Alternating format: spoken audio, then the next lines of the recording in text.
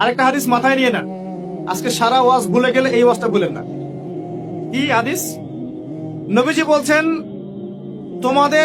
তোমাদের সামনে, হে আমার সাহাবীরা, তোমাদের সামনে এমন একটা যুগ আসছে, ওই যুগে আমার সুন্নতকে ধরে রাখাটা হাতের মধ্যে আগুন ধরে রাখার মতো হবে।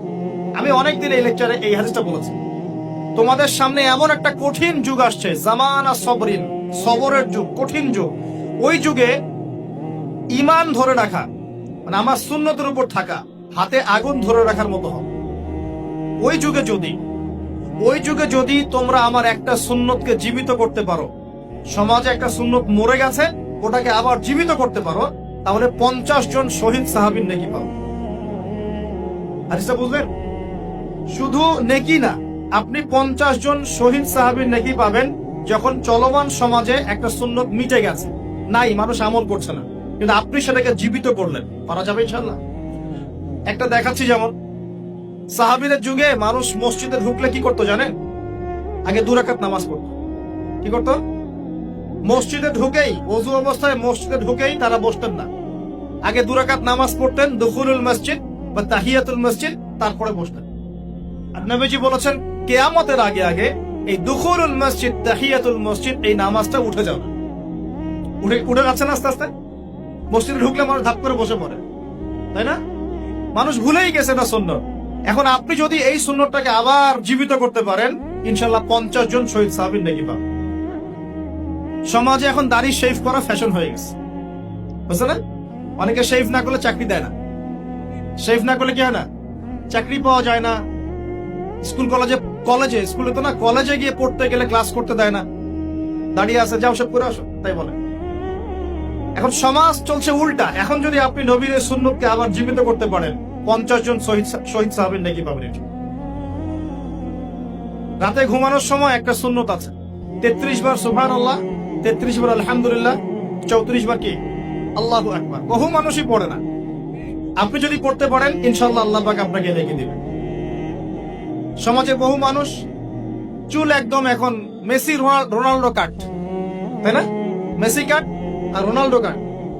আর আমি সিলেট অঞ্চলে দেখে আসছি একদম লন্ডন কাট, 2 পাশ ছিলে, মাঝখানে চুল। লন্ডন থেকে শিখে আসছি। এখন চুলেরও কিন্তু সুন্নত আছে, আছে কি নাই? দাড়ির যেমন সুন্নত আছে, চুলের সুন্নত নাই। একদম সামন পিছন সমান করতে পারেন, অথবা যদি চুল নাই থাকে তাহলে চুল মাথা মুন্ডন করে রাখতে পারেন। অনেক সাহাবীর মাথা মুন্ডিত ছিল। আবার অথবা কানের লতি পর্যন্ত বা কাঁধ বাবড়ি রাখতে পারেন। এটা চুলের সুন্নত হলো কিনা? এখন সমাজের সব মানুষ এই সুন্নতটাকে ভুলে গেছে। আপনি সুন্নত মনে করে রেখেছেন, ইনশাআল্লাহ আপনি নেকি পাবেন ইনশাআল্লাহ। এরকম অগণিত সুন্নত আছে, অগণিত, যেগুলো আমাদের সমাজ থেকে আস্তে আস্তে উঠে যাচ্ছে। আমি খুব দুঃখের সাথে বলছি, অনেক মসজিদে আমরা কি করি? একটা মোনাজাত করি, আল্লাহুম্মা আমিন বিরহমাতিকা ইয়া আরহামার রাহিম, ব্যাস উঠে চলে গেল, তাই না? উঠে চলে যায় না? তারপর স্যান্ডেল নিয়ে বাইরে চলে গেল। অথচ সালাম ফিরানোর পরে একবার বলতে হয় আল্লাহু আকবার। কি বলতে হয়? 3 বার বলতে হয় আস্তাগফিরুল্লাহ, আস্তাগফিরুল্লাহ, আস্তাগফিরুল্লাহ।